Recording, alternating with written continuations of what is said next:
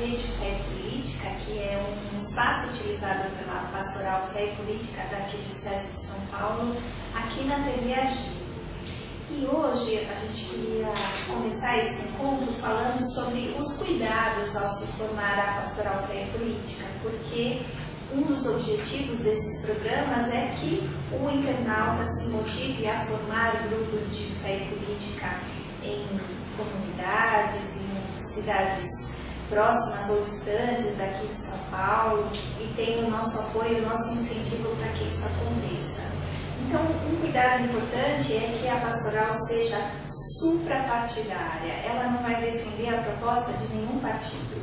Os seus membros podem e devem ter as suas opções partidárias, mas enquanto pastoral, enquanto órgão que está promovendo o bem comum, ela não vai ter essa participação. Ela tem a preocupação de estar sendo reflexiva, crítica, uma crítica que seja construída sempre promovendo a construção, promovendo a unidade, garantindo as diferenças entre os grupos, garantindo a diversidade. E ela atua na participação política. Então, para que a gente possa se preparar, para que a gente possa ter instrumentos para a participação política, o programa de hoje ele traz essa temática da participação política, onde nós temos, felizmente, grandes avanços sobre a participação aqui no cenário brasileiro, mas sabemos que há ainda uma caminhada gigante a ser feita. Mas para entender o que é essa participação e como podemos participar, o Pedro Aguerri, que é professor sociólogo, vai estar nos ajudando a entender como é a nossa possibilidade de participação política. Olá a todos, cumprimento a todos e todas, é um prazer estar aqui na Rede Fé e Política, comentando assuntos da agenda política, do cotidiano, visando contribuir para uma reflexão nas comunidades, nos bairros, nos fóruns de discussão, ou mesmo individualmente daqueles que nos assistem na internet, né? O hábito da internet muitas vezes é um hábito individual, feito em casa, etc. Depois disso, temos o desafio de levar essas discussões para um plano maior, para um plano mais amplo de discussão com outras pessoas. Vamos falar então um pouco hoje da democracia brasileira e dos níveis em que ela se coloca, em que ela nos possibilita a nossa participação.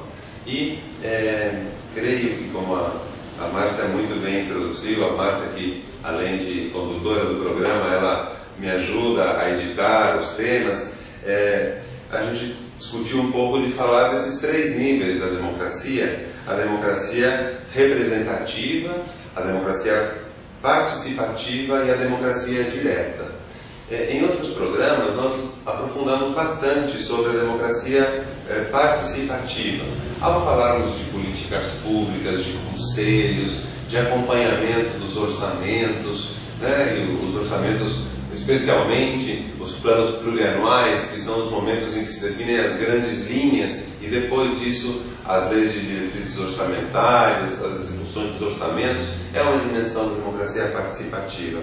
E ela se dá em grupos, ela se dá por setores de atuação. Então, o pessoal da educação monitora como está sendo elaborada a parte de educação do plurianual e observa se determinadas reivindicações estão sendo consideradas. A democracia participativa também está nos conselhos, onde se dá o acompanhamento cotidiano das políticas, conselhos que podem ser deliberativos, que podem ser consultivos, que podem ser de assessoramento na hora de elaboração das políticas, e cujo funcionamento também depende de um reconhecimento e uma legitimação junto ao Estado, porque muitas vezes alguns tipos de governos desidratam esses conselhos e tiram a força. Então, a democracia participativa é algo com o que no Brasil nós temos aprendido a lidar, especialmente a partir da Constituição de 88.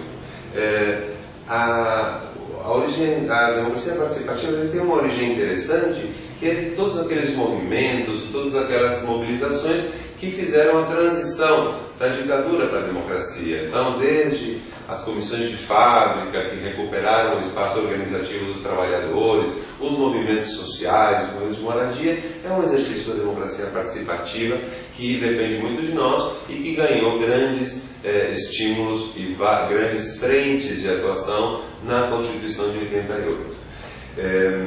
Depois nós temos, mas essa democracia participativa, ela não se sobrepõe à democracia representativa e à democracia direta. Está na Constituição, logo nos seus primeiros parágrafos, que o cidadão brasileiro exercerá a democracia de forma representativa ou diretamente, né? E o que vem a ser então essa democracia representativa e essa democracia direta?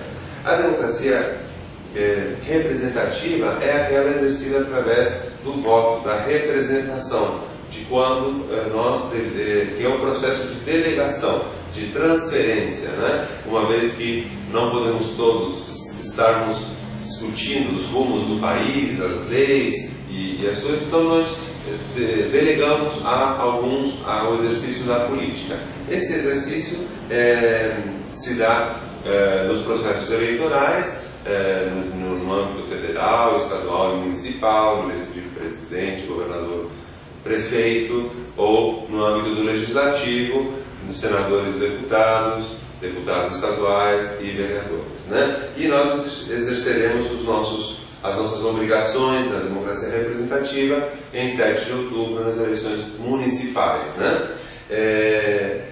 Então, a democracia representativa ela é bastante conhecida e ela está definida pelo processo eleitoral, né? Então, a democracia representativa ela vem sendo discutida numa reforma do processo eleitoral e uma coisa muito interessante que está sendo colocada, embora os deputados não estejam querendo muito votar, porque são algumas transformações que são para um aprofundamento da democracia, ele então está demorando, está aquela negociação para tirar o foco da prioridade da votação da reforma eleitoral. Então, ela prevê que a mudança na reforma eleitoral, portanto, nas regras da democracia representativa, deverá passar por plebiscito. E plebiscito, aqui indo ao final dessa intervenção inicial, plebiscito é uma forma de democracia direta. Então, quando a Constituição diz que o cidadão exercerá a democracia, exercerá sua participação de forma representativa ou direta, nos resta indicar e aprofundar o que é essa democracia direta.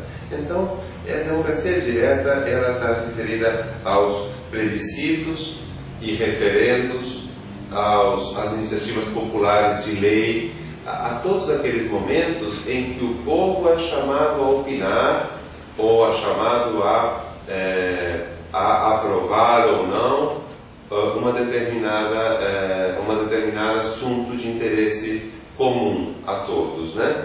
E nós vemos no Brasil que, apesar de colocados na Constituição de 88, os instrumentos da democracia direta não foram facilitados o seu acesso para o povo. Tivemos poucos exemplos de exercício da democracia direta no Brasil nos últimos anos. Muito lá atrás tivemos uma discussão que foi decisiva para os rumos do país, parlamentarismo, presidencialismo, e a escolha do povo foi pelo presidencialismo, na verdade manutenção do presidencialismo, uma vez que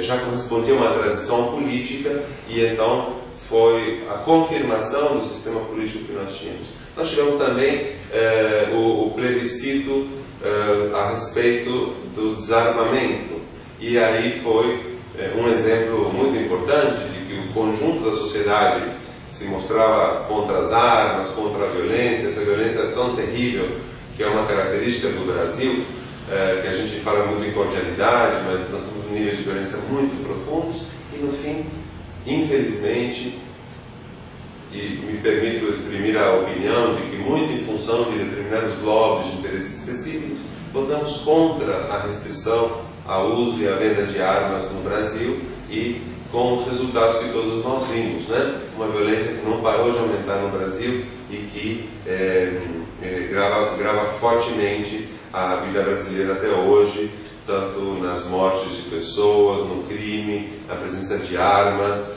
na violência policial e assim por diante. Então esse foi um exercício de democracia direta.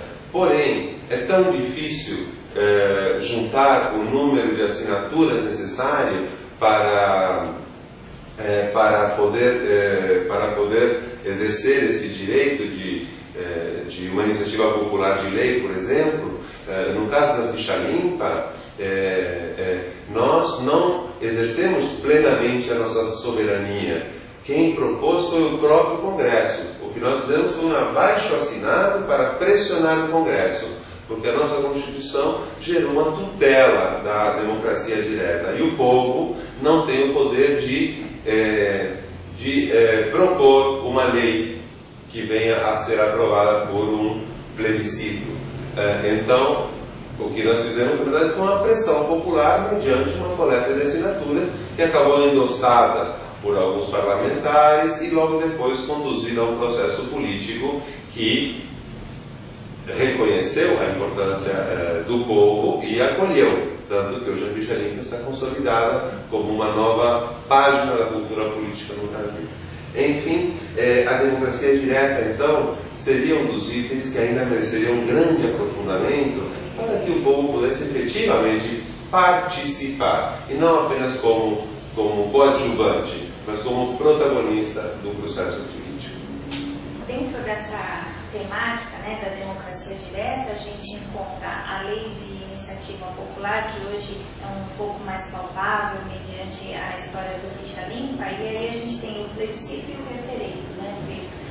Fala para nós como eles se diferenciam, como que eles são, como é que é essa consulta à população, como é que isso se dá e como é que isso está dentro da reforma política, né? O que está sendo pensado, né? O que está sendo proposto. É uma pergunta importante e eu começo dizendo que há uma proposta da OAB que diz que precisamos suprimir o inciso 15º do artigo 49 da Constituição Federal, que diz que é da competência exclusiva do Congresso Nacional autorizar referendo e convocar plebiscito. Ou seja, que ainda o povo não tem o poder de propor. Né? Então, quer dizer, ele é tutelado pelo Congresso, que autoriza ou não o referendo e o plebiscito.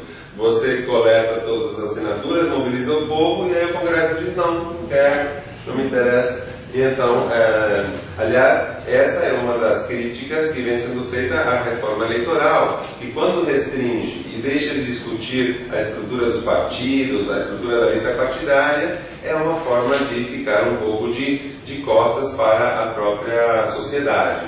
O Congresso não entendeu o recado de que estamos descontentes com a estrutura atual e que desejamos mudanças. Então, daqui a pouco, quando terminar de ser votada a reforma eleitoral, acho que vai restar um gosto amargo no ar. Evidentemente, festejaremos se conseguirmos algum avanço, mas um gosto amargo de que não tenha sido admitida uma discussão profunda. O povo pediu uma discussão profunda, abrangente do sistema eleitoral e o Congresso, desta vez, não nos deu essa oportunidade. Mas, então, veja, imagine se esse Congresso ele vai votar contra ele mesmo e tirar a competência de autorizar referendo ou convocar plebiscito. Mas autorizar o referendo, então, seria a possibilidade de você concordar ou discordar de uma medida tomada. No caso, o sistema eleitoral seria chamado de referendo para referendar a proposta de reforma eleitoral ou não referendar e, portanto, voltar como estava antes. Já o plebiscito, ele diz respeito à admissibilidade de uma questão nova no Brasil. Por exemplo, a questão da reforma agrária. Poderia ser explorado o plebiscito retomando essa importante questão estrutural da vida brasileira e perguntando se o povo entende que deveria ser feito um plano de reforma agrária no país importante. Então, isso seria levado ao plebiscito. O povo brasileiro concordando com a realização, com o plebiscito que sugere a reforma agrária, aí o Congresso se debruçaria e elaboraria uma lei de reforma agrária. Então, o plebiscito ele permitiria decidir sobre um tema novo que seria uma pauta, dessa vez, do Congresso. O Congresso é eleito por nós e, portanto, pelo menos em tese, nos representa. Muito bom. Então, nós encerramos esse bloco refletindo sobre a participação política e sobre os espaços da democracia, e em breve nós retomamos.